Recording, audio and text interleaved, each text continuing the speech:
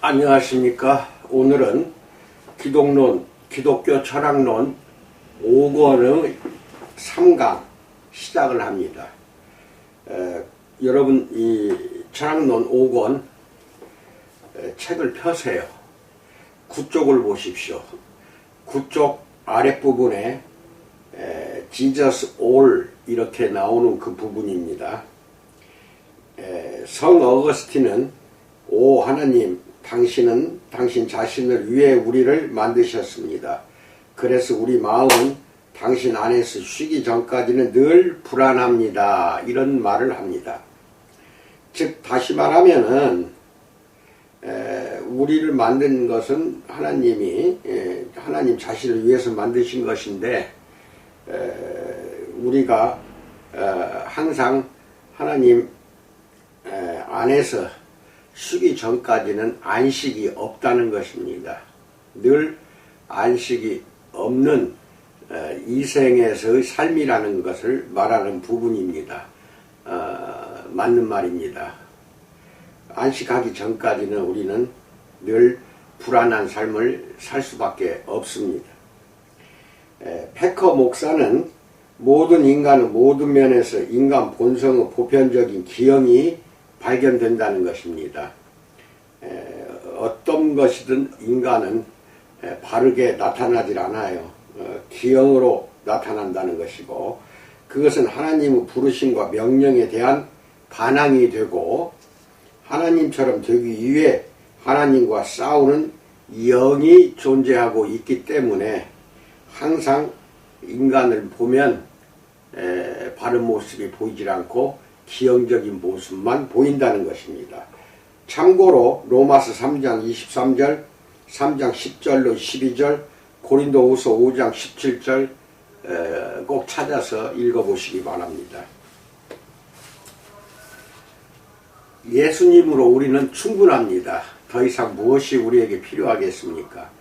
예수 그리스도가 강하시니 나는 약해도 괜찮다. 예수 그리스도가 승리하셨으니 나는 져도 괜찮다. 예수 그리스도가 대단한 분이시니 나는 하찮은 사람이어도 괜찮다. 예수 그리스도가 특별하시니 나는 평범해도 괜찮다. 예수 그리스도가 성공하셨으니 나는 실패해도 괜찮다. 라는 말이 있습니다. 다 맞는 말입니다. 항상 이 말은 우리가 암기하고 삶을 사시기 바랍니다. 예수님 플러스 nothing 이퀄 모든 것입니다.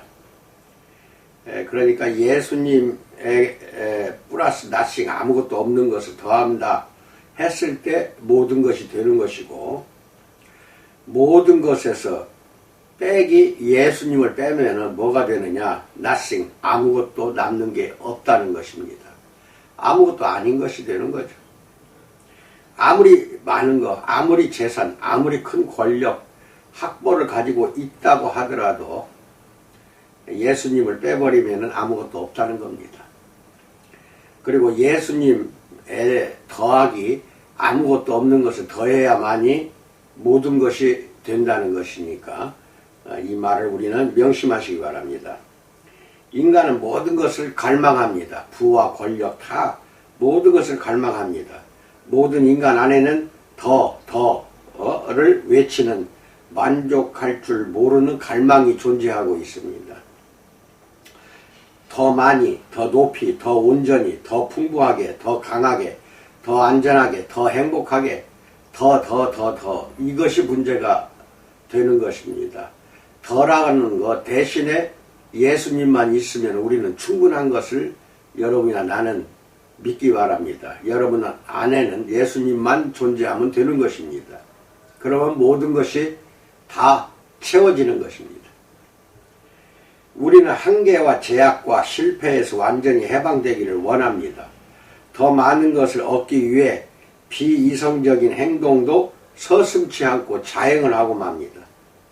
어떻게든 구멍 뚫린 속을 메우려고 안간 힘을 쓰는데, 그런다고 그 구멍 뚫린 그 속이 메꿔지질 않는 것이 우리 인생이라는 거. 늦게나마 아주 나이 들어서 이것을 깨닫게 되는 참 어리석은 우리 존재라는 것을 잘 알기 바랍니다. 파스칼은 모든 사람은 행복을 추구한다. 이것이 모든 인간 행동의 동기다. 심지어 목매어 죽는 사람의 동기도 마찬가지다라고 말합니다. 목매어 죽는 사람도 행복을 추구하기 때문에 추구한다는 거예요. 이게 모든 인간 행동의 동기가 되는 것이 행복 추구라고 말하고 있습니다. 우리는 늘 만족을 찾지 못하면서도 매번 삶에 속고 삽니다. 만족할 줄 모르면서 만족을 찾아요. 항상 그걸 알아요. 만족할 수 없다는 거 알면서도 항상 만족을 찾는 거, 이것이 우리 삶의 불행한 모습입니다. 계속 불행의 굴레를 맴돕니다. 거기에서만 자꾸 맴돌아요. 인간은 주변의 모든 것으로 이 공간을 메우려고 하지만 아무런 소용이 없습니다. 인간은 자신이 가진 것에서 얻지 못하는 도움을 가지지 못한 것으로부터 찾지만 그 모든 것이 불충분합니다. 얻지 못한 도움을 찾고 가진 것을 더 찾는 거죠. 가지지 못한 것으로부터 찾지만 그 모든 것이 찾을 수도 없으니까 불충분하고 불만족스러운 겁니다. 또한 파스칼은 그 무한한 심연은 오직 무한하고 불변하는 대상, 즉 하나님으로만 채울 수 있다는 것입니다. 다른 걸로는 그 부족한 부분 또는 만족할 수 없는 부분을 채울 수가 없고 하나님만 그 부분을 채워주신다 하는 것을 파스칼은 진즉부터 알고 있었다는 결론입니다. 겸해서 여러분들 파스칼이 지은 팡세라는 책이 내가 고등학교 때 읽었어요. 여러분도 꼭 서점에서 구입해서 읽기 바랍니다. C.S. 루이스는 이 세상이 채워줄 수 없는 갈망이 내 안에 있는 것은 내가 다른 세상을 위해 지음받았기 때문이다. 이렇게 이야기합니다. 이 세상이 나를 채워줄 수 없죠. 또 채워지고자 하는 그 갈망이 내 안에 있어요. 내 안에 있지만 나는 결코 이 세계에서는 그걸 채울 수 없다. 그 갈망을 만족스럽게 채울 수 없다. 왜 그러냐? 내가 다른 세상을 위해서 지음받았기 때문에 그러는 것입니다. 우리 인간은 천국에서 그 삶, 회복된 그 삶의 위에서 지음을 받았기 때문에 이 생에서는 도저히 채울 수 없는 갈망 속에서 허덕인다는 것입니다. 루이스는 또한 스크루테이프의 편지라는 책에서 더하기 개념이 등장합니다.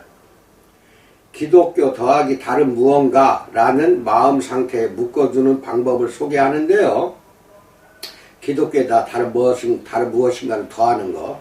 예를 들어 기독교 더하기 심리학, 기독교 더하기 새 질서, 기독교 더하기 신앙요법, 기독교 더하기 채식주의 등 예수 그리스도와 복음에 무언가를 더하는 것은 모두 사탄의 유혹에 전부 넘어가 버리고 만다. 이걸 꼭 명심하시기 바랍니다. 무언가 기독교에다가 다른 것 또는 여기서 기독교를 예수 그리스도라고 해도 돼요. 예수 그리스도에다가 무언가를 더 채우려고 하는 것, 이때에는 반드시 사탄의 유혹에 넘어가고 만다는 것입니다. 이 시대에 사탄이 즐겨 사용하는 미끼는 무엇이냐? 간단해요. 기독교 더하기 스타일, 기독교 더하기 태도, 기독교 더하기 자기 개발, 이런 것 등일 것입니다.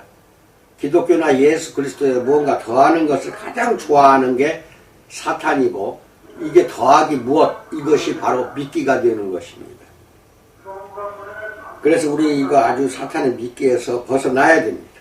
이 외에 온갖 사회적 명분도 갖다 붙일 수 있어요. 기독교 더하기 사회 명분, 전부가 미끼가 되는 겁니다. 사탄의 미끼예요. 시대를 막론하고 관심을 끄는 꼭 첨가물이 아주 많아요. 첨가물이. 첨가물이 많을수록 좋은 것도 있을 수 있어요. 하지만 첨가물이 많다고 해서 다 좋은 건 아니거든요. 그래서 사탄의 미끼에 넘어가기 딱 좋아요. 우리가 집착하는 것, 절대 버리지 못하는 것, 이것은 전부가 무엇이든지 첨가물이 되는 겁니다. 집착하는 것, 버리지 못하는 것, 이것은 사탄을 미끼가 된다는 것입니다. 우리는 오직 하나님만이 채우실 수 있는 공간을 엉뚱한 것으로 자꾸 채우려고 합니다. 하나님만으로만 채워야 됩니다. 그리스도인들을 무기력에 빠뜨리려면 순전한 기독교만으로는 불충분하다는 사실을 믿게 만들려고 사탄은 자꾸 유혹하고 우리를 가르치려고 덤벼듭니다. 순전한 기독교만으로는 불충분해. 바로 여기에서 이제 걸려 넘어가는 것입니다. 믿음에 무엇이든 덧붙여도 괜찮다는 생각을 심어주어 보십시오. 최신 유행도 좋고 어떤 첨가물도 괜찮습니다. 내면의 공허함을 채우려는 인간 성향을 최대한 공략하십시오. 이러면은 이건 반드시 사탄에 넘어가게 되어 있다는 것입니다. 예수 그리스도 더하기 나의 성과, 예수 그리스도 더하기 나의 평판, 예수 그리스도 더하기 가족의 번영, 예수 그리스도 더하기 나의 번영, 예수 그리스도 더하기 나의 야망, 나의 취향, 나의 취미, 내 마음대로 정한 삶의 원칙들. 더하면 더할수록 이거는 아무것도 아닌 것이 된다니까요. 더하지 마십시오. 왜? 예수님으로 충분하기 때문에 그래요. 거기에 다른 걸 더하면 어떻게 되느냐? 아무것도 없는 것이 돼요. 예수님 더하기 nothing, 아무것도 없는 것을 더해야만이 그때 모든 것이 되는 거니까 없는 거 더한다는 것은 더할 필요가 없다는 뜻입니다. 또한 이 세상 모든 것에서 예수님을 빼면 아무것도 아닌 것, 아무것도 없는 것이 돼요. 그렇기 때문에 더하거나 이런 거 하지 마십시오. 마르틴 루터는 무엇이든 우리가 마음을 주고 의지하는 대상은 곧 우리의 하나님이라고 설파하고 있습니다. 마음 주고 의지하는 대상은 하나님이 돼야 되고, 여기서 하나님이 아닌 다른 것이 됐을 때는 그게 우상이 되고, 우상이 된다 즉시 그건 사탄에 넘어가는 것이기 때문에 크리스찬들이 더욱더 명심해야 됩니다. 그리스도에 대해 무엇을 더한다면 그리스도가 없는 기독교가 될 뿐입니다. 무엇을 더하면 그 기독교가 없는 그 종교가 되는 거예요. 그리스도가 없는 종교, 기독교. 그리스도가 없는 기독교가 된다 이겁니다. 존 칼빈은 우리 마음은 우상 생산 공장이라 이렇게 이야기합니다. 우리 마음이 그만큼 썩었다는 거예요. 우리 마음 자체가 우상을 만들어내는 생산 공장이다 이거예요. 무서운 말이죠. 마음을 온전히 예수 그리스도에게 집중한다면은 우상을 만들어낼 필요도 없고 만들어내지도 않는다는 것입니다. 폴 트립은 당신이 지금 겪는 실망이나 낙심, 슬픔은 당신의 마음이 무엇에 사로잡혀 있는지를 보여주는 그것이 창문이다. 이렇게 이야기합니다. 창문과 같다는 거예요. 우리가 지금 겪고 있는 실망, 낙심, 슬픔 다 무엇인가에 사로잡혀 있다는 것을 나타내 보여주는 것입니다. 하나님은 모든 우상 숭배에 대해 all nothing, 제로라고 선언하고 계십니다. 모든 우상 숭배 이걸 제로로 만들어라 이거예요. 이사야서 41장 29절 보라 그들은 다 헛되며 제로란 뜻이고 그들의 행사는 허무하며 제로 그들이 부어 만든 우상들은 바람이요 공허한 것 제로 뿐이니라. 다 이 제로잖아요. 이게 뭐가 중요합니까? 허탄한 것들이잖아요. 이사야서 44장 9절에서는 우상을 만드는 자는 다 허망하도다 제로 그들이 원하는 것들은 무익한 것이거늘 제로 그것들의 증인들은 보지도 못하며 알지도 못하니 그러므로 수치를 당한다 이렇게 이야기하잖아요. 예레미야서 10장 15절 그것들은 헛것이요 제로 망령되이 만든 것인즉 징벌하실 때 멸망할 것이나 이렇게 말합니다. 고린도전서 8장 4절은 그러므로 우상의 재물을 먹는 일에 대하여는 우리가 우상은 세상에 아무것도 아니며 제로 또한 하나님은 한 분밖에 없는 줄 아노라. 얼마나 우리의 마음을 찢는 말입니까? 사도행전 14장 15절 여러분에게 복음을 전하는 것은 이런 헛된 일을 버리고 제로예요. 제로 상태로 만들어라는 겁니다. 우상 숭배의 결과는 무조건 제로입니다.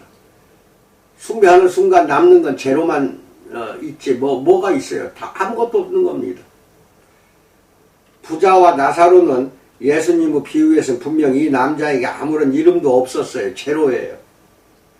그는 막대한 부와 쾌락, 사치 위에 자신의 정체성을 세웠지만 결국 죽음과 함께 빈손으로 돌아간다 하는 것을 부자와 나사로 비유해서 우리는 알 수가 있습니다. 여기서 빈손도 제로잖아요. 이름도 없어요. 거지는 이름 나사로가 있지만 부자는 이름도 없어요. 이름도. 그게 무슨 뜻이에요? 아무것도 없다는 거예요. 그 아무리 잘 먹고 잘 살고 부와 권력을 누린다 하는데 그게 무슨 소용이 있냐는 것입니다. 결국은 다 빈손이 될 텐데. 나사로라는 거지의 상황은 그 대신 정반대입니다. 나사로가 죽자 천사들이 그를 조상 아브라함의 포근한 품으로 안내했어요. 반면 이름도 없는 부자는 그 한 구렁텅이 건너편의 고통받는 곳에서 지독한 불 속에서 괴로움을 당하는 것이 누가복음 16장 25절에 잘 표현되어 있습니다. 남는 거 없잖아요. 불구덩이 속에서 결국은 우리는 죽게 되어 있습니다. 물질과 성과를 삶의 근원이요 우상으로 삼은 결과는 정체성의 상실로 이어지는 것입니다. 모든 것을 잃고 제로 상태로 전락하는 것입니다. 우상 숭배는 제로 상태로 달려가는 길입니다. 제로 상태는 모든 면에서 극도의 고통에 시달리는 삶입니다. 여러분도 잘 아시다시피 여기서 말하는 우상이라는 것은 깎아만든 그런 것만 우상이 아니에요. 예수 그리스도에다가 뭘 더했다고 합시다. 이게 우상이에요. 더한다 하면 바로 우상이 되는 겁니다. 그 허무주의자 니체는 우상의 황혼이라는 책에서 세상에는 실체보다도 우상이 더 많다라고 말하고 있습니다. 실체는 하나밖에 없어요. 나머지 전부가 다 우상인 거예요. 우리 주변에 있는 거 다 우상이에요. 비단 교회 밖에뿐만 아니라 교회 안에서도 이것은 마찬가지입니다. 베드로전서 4장 17절은 하나님의 집에서 심판을 시작할 때가 되었나니 이렇게 이야기하잖아요. 심판은 하나님 집에서부터 먼저 심판하겠다는 것은 교회를 먼저 심판한다는 거예요. 우리 교회가 지금 살아있나요? 맞아요? 살아있어요? 심각한 것입니다. 세속 것들이 교회 안으로 들어오면 안 되는데 오히려 교회 안에 있는 게 세속으로 나가야 되거든요. 이게 빛과 소금의 사역이에요.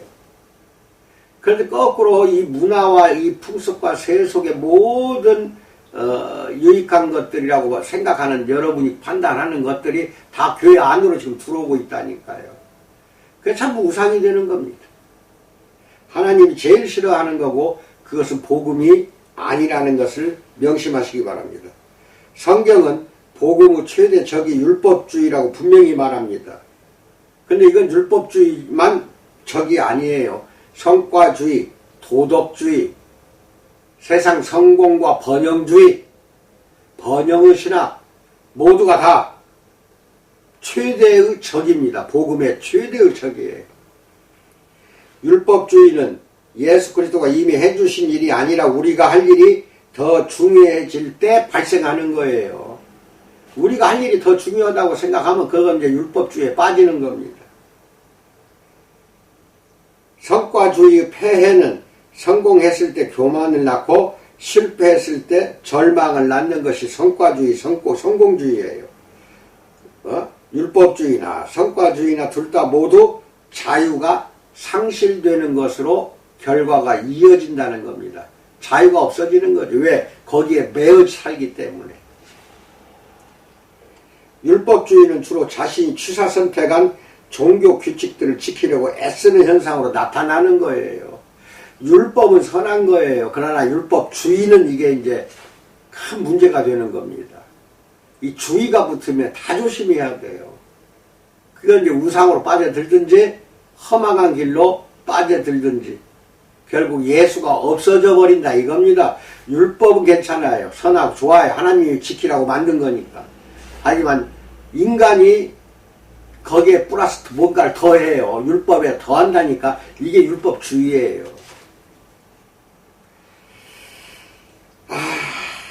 참 심각합니다.